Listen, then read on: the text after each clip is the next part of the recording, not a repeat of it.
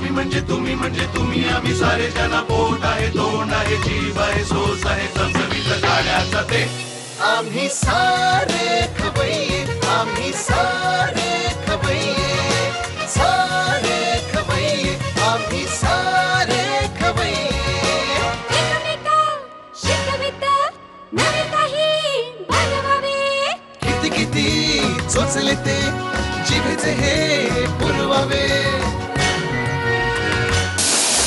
छान छान देशी विदेशी पदार्थ जाणून घ्यावे चुकता चुकता करता करता खावे अन खिलवावे आम्ही सारे खवय्ये आम्ही सारे खवय्ये सारे खवय्ये आम्ही सारे खवय्ये.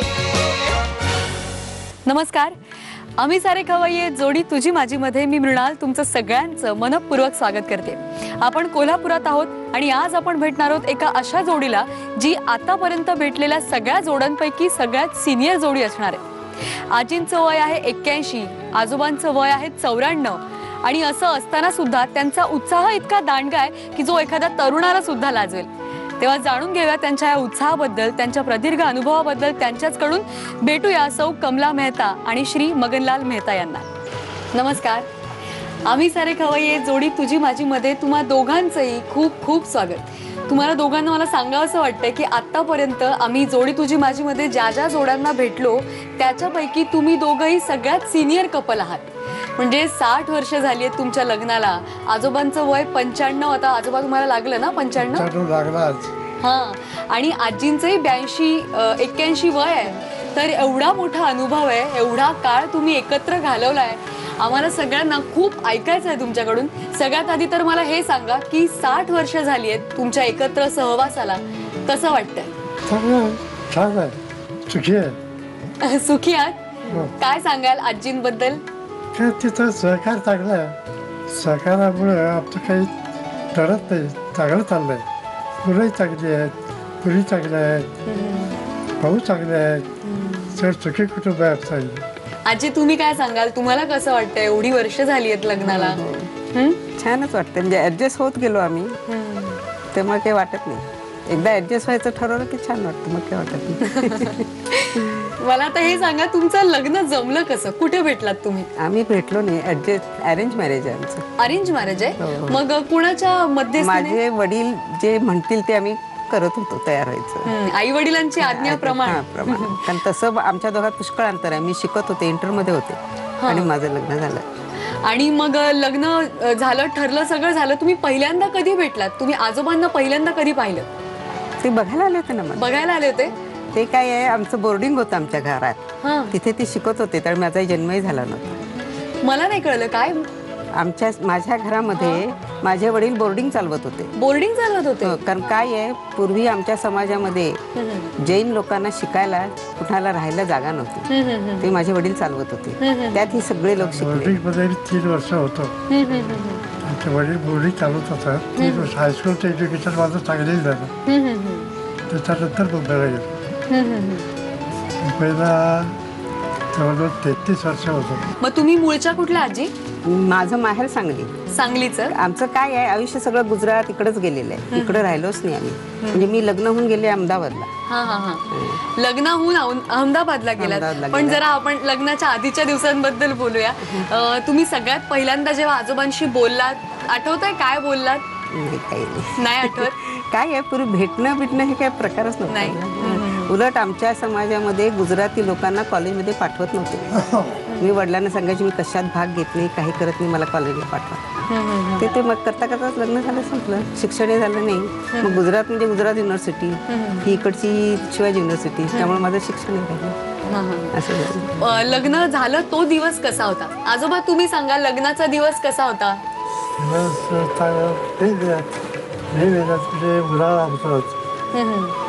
उन्हाळा होता, पण इकडे इतका उन्हाळा भासत नाही, मुंबईला जितका भासतो. उन्हाळा खूप होता असं सांगतायत आजोबा. तुम्हाला काय वाटलं? कसा होता दिवस? कसा माहोल होता? वातावरण कसं होतं? काय छान होतं. आमचं कुटुंब फार मोठं आहे, त्यामुळे माणसं पुष्कळ, घर आमचं पुष्कळ मोठं आहे सांगलीचं, त्यामुळे लग्नात काय मजा येते.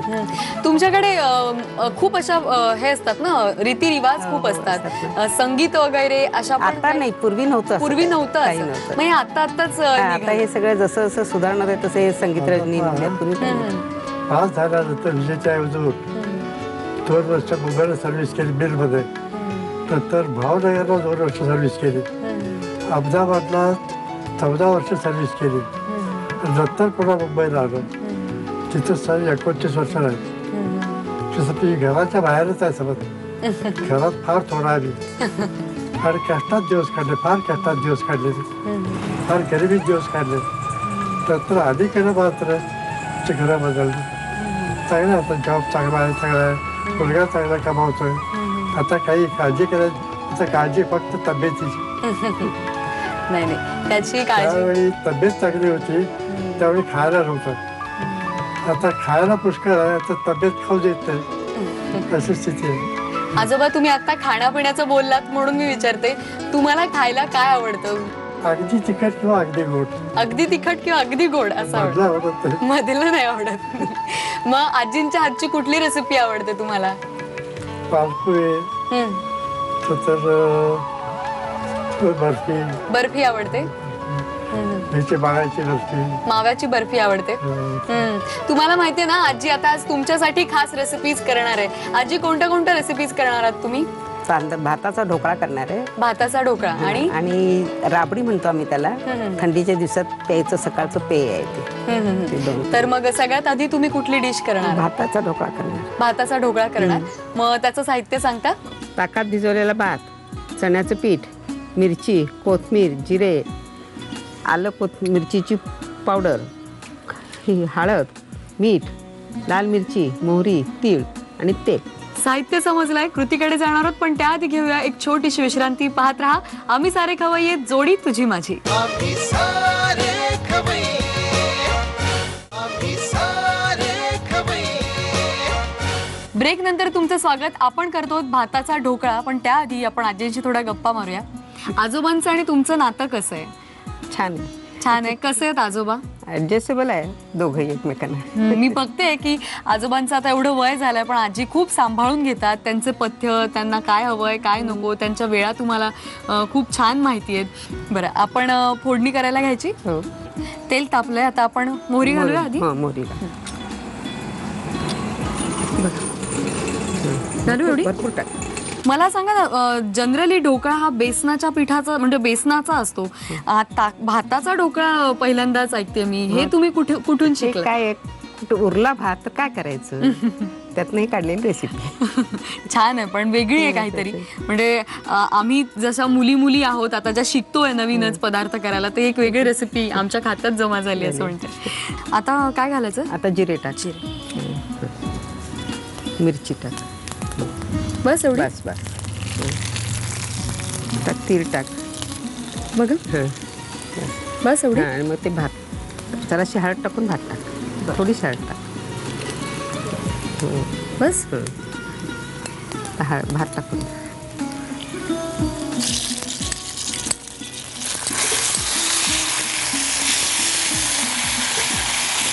मीठ टाक,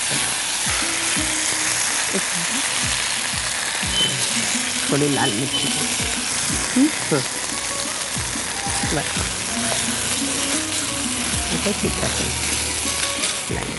हे बघ, बघूया आपण टाकताना कळेल. अर्ध बास होईल. आता काय करायचं आजी? आता त्याच्यावरती झाकण झाकायचं, झाकण घालायचं आणि एक वाफ येईपर्यंत झाकून ठेवायचं. हा. मग यानंतर आपल्याला काय करायचं आता? एका ताटामध्ये ठाळायचं. अच्छा, थापायची तयारी करायची ना? ठीक आहे, भात होतोय तोपर्यंत आपण ढोकळा थापायची तयारी करून घेऊया. ढोकळा थापून तयार आहे, आता फक्त फोडणी घालायची. हो ना आजी? हो. हा, मग आता आधी मोहरी घालूया. जिरे घाल. तीळ फार उडतात, त्यामुळे गॅस बंद करून तीळ टाक. बरं बरं, बस एवढं? हां, बरं. घालायची फोडणी द्या. मी आता त्याच्यात घाल चमच्यानं, पसरून घाल. जरा पसरायला लागेल. ठीक आहे.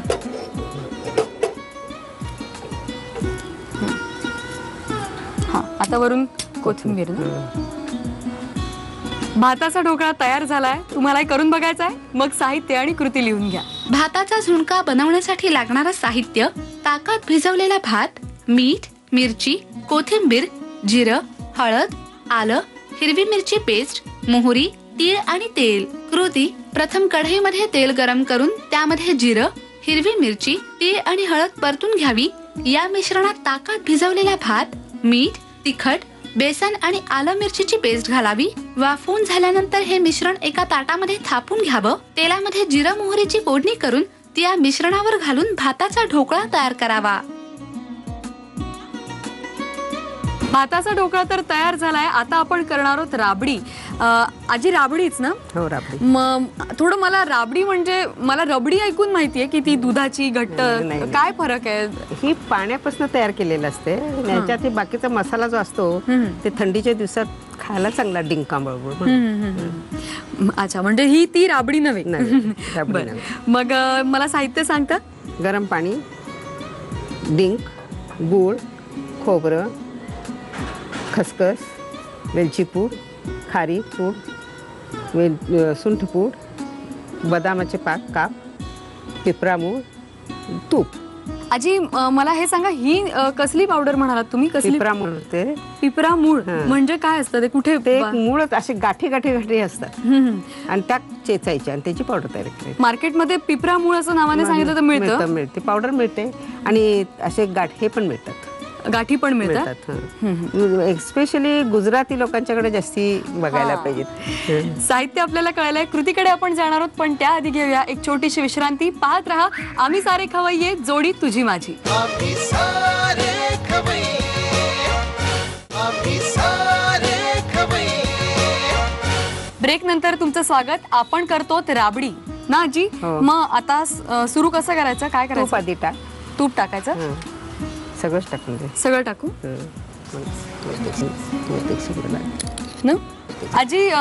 मला आता फक्त तुम्हाला हे विचारायचं आहे की तुम्ही एक काळ असा पाहिला जेव्हा हलाखीची परिस्थिती होती आणि आता तुम्ही सेटल झालात, छान घर आहे, सगळं सुखी कुटुंब आहे तुमचं. हा जो एक प्रवास असतो तो तुम्ही कसा केलात? काय अनुभव सांगाल? कसा होता हा प्रवास? कसे होता हा काळ? कसा होता?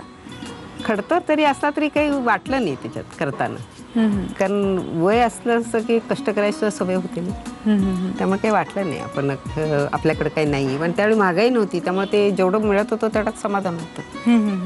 मग आता या घरात कोण कोण असतं तुमच्या? आम्ही 4 जण आहे, मुलगा सून आणि आम्ही 2. तुम्ही दोघं? हा, नातू येऊन जाऊन असतो. तो मुंबईला जॉब करतोय. मग त्याचं आणि तुमचं नातं कसं आहे? काय सांगा? छान आहे एकदम. त्यांना अगदी आमच्याशिवाय म्हणजे आम्हाला त्याच्याशिवाय करमत चांगलं आहे. तूप तापलंय, आपण करायचं. हे टाकतो, डिंक घालायचं आधी. सगळा डिंक टाकून सगळं घालू. हो. आता पाणी टाकलं. पाणी घालू? सगळं टाकून. सगळं घालू? हो.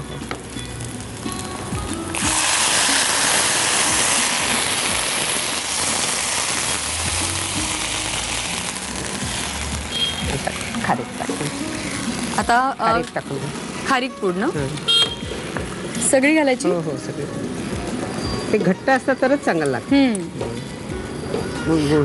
हा, गुळ किती घालायचा आजी? आता दाखव. बघा, निम्म साधारण असतो. आता गुळ काय गोड कमी जास्ती असेल त्याच्यावर बस.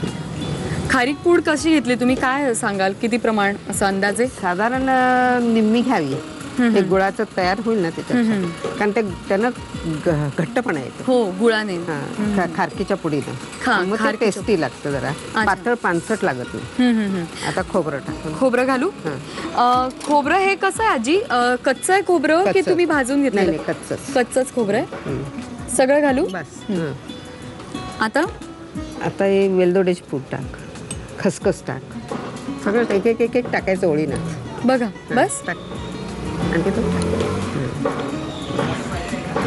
खसखस घालू? चमचा पण. खसखस पण कच्चीच आहे की? कच्चीच आहे ना. आणि आणखी ही टाक नाही. सुंठ गरम टाक. ते आम्ही पावडर करून ठेवतो. आणखी थोडी. आता हे राहिले ना पिंपरी मूळ. हे मी एकदा विकत घेणारच आहे, मला बघायचंच आहे कसं आहे. नाही, हे हाडांना प्रकृतीला फार चांगलं. आणखी काय म्हणता तुम्ही? हाडांना चांगलं, हाडं मजबूत होतात त्याने. वेलदोडे टाकलीस? हो हो, आता सगळे हे टाकायचं. बदामाचे का सगळे घालू का आजी? सगळे घालून टाकलं, त्याला काय. आता उकळलं सगळं की झालं तयार. उकळल्यावर राबडी तयार होणार ना? हो हो. राबडी तयार होते, तुम्हालाही करून बघायचे. साहित्य आणि कृती लिहून घ्या. डिंकाची रबडी बनवण्यासाठी लागणारं साहित्य: गरम पाणी, डिंक, गूळ, ओलं खोबरं, खसखस, वेलची पूड, खारीक पूड, सुंठ, बदामाचे तुकडे, पिंपरी मूळ आणि साजूक तूप. कृती: प्रथम कढईमध्ये तूप गरम करून त्यामध्ये डिंक तळून घ्यावा. त्यामध्ये गरम पाणी, खारीक पूड, गूळ, वेलची पूड, खसखस, सुंठ, पिंपरी मूळ, बदामाचे तुकडे आणि खोबरं घालून मिश्रण एकजीव करावं आणि डिंकाची घट्टसर रबडी तयार करावी. आपल्या दोन्ही रेसिपीज तयार झाल्यात, भाताचा ढोकळा आणि राबडी. आजी, मी तुम्हाला असं सांगते की आजोबांना हे तुम्ही टेस्ट करायला द्यायचे.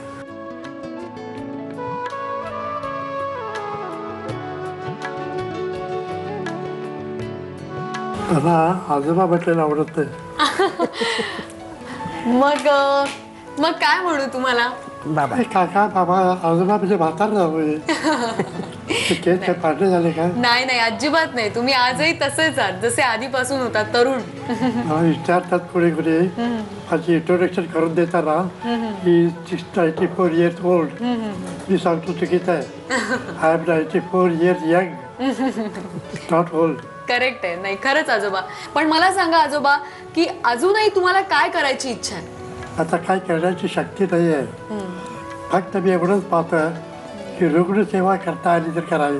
हॉस्पिटलमध्ये वगैरे कुठं जाऊन पैसा खर्च करायचा नाही, त्याची सेवा आपली हात पाय दाबणं, डॉक्टरला बोलावणं, काही वस्तू आणायच्या असल्याचं आणून देणं, अशी सेवा करते आली तर पाहतो काय. ते सुद्धा अवघड आहे, कारण मला एकट्यानं जाता येते, थोडीतरी बरोबर लागतं. आणि बरोबर आलं तर आणि साधन पाहिजे. रिक्षात मला जमत नाही, तो मोटर पाहिजे, ते अवघड आहे. नाही, अवघड काहीच नाही. इतक्या छान आजी आहेत तुमच्या सोबत आणि त्या तुमची खूप काळजी घेतात. त्याचा टाईम यायला लागतो, स्वयंपाक आहे त्याला. आजोबा, तुमच्या सगळ्या इच्छा ज्या कुठल्या अजून आहेत त्या सगळ्याच पूर्ण होणार आहेत, मला खात्री आहे. आणि तुम्हा दोघांशी बोलून खूप खूप छान वाटलं. खूप वेळ दिलात तुम्ही आणि खूप छान वाटलं. त्यासाठी झी मराठी आणि आम्ही सारे खवय्येकडून तुम्हा दोघांना एक छोटीशी भेटवस्तू. या तब्येतीच्या माझ्या कारण रेग्युलॅरिटी. सकाळी 6:30ला अर्धा कप कॉफी घेतो, फिरायला जाऊन येतो, तलावापर्यंत येतो. 11:30ला जेवण, 3:30ला कॉफी, 8ला जेवण आणि 9:30ला झोपून जातो. पण एक गोष्ट आम्हाला सगळ्यांनाच जाणवली आहे की शरीर जरी थकलं असलं तरी तुमचं मन अजून तरुण आहे, नाही का? तेच मी तुला 34 years young, not old. आणि म्हणूनच तुम्हाला दोघांना ही छोटीशी भेटवस्तू. आजचा हा एपिसोड तुम्हाला कसा वाटला, हे कपल कसं वाटलं आणि ह्या रेसिपीज कशा वाटल्या आम्हाला नक्की कळवा. आणि त्यासाठी आमचा पत्ता लिहून घ्या. आम्ही सारे खवय्ये, Zee Marathi, post bag number 1, Andheri पूर्व, Mumbai 99, Bharat TVC, Zee Marathi @znetwork.com. असंच छान छान एपिसोड तुम्हाला बघायला मिळणार आहेत. पण आता निरोप घ्यायची वेळ झाली आहे. भेटूया पुढच्या भागात. पाहत रहा आम्ही सारे खवय्ये, जोडी तुझी माझी. कोल्हापूरचं जेवण आणि पांढरा तांबडा रस्सा आणि सगळ्या गोष्टी इतक्या टेस्टी आहेत की तिथे शूटिंगला घेऊन परत आल्यानंतर किमान वजन 1 ते 1.5 किलो वाढलेलं असतं. इतकं खायला तिथे उत्तम जेवण आहे. तर आज तुम्ही काय बनवणार आहात? आज मी एक मुळ्याचा चटका म्हणून एक तोंडी लावण्याचा प्रकार आहे. बरं. दुसरा कारल्याच्या वड्या. कारल्याच्या वड्या. आणखीन तिसरा बेळगावची फेमस डिश आलेपाक, म्हणजे मुंबईची भेळ.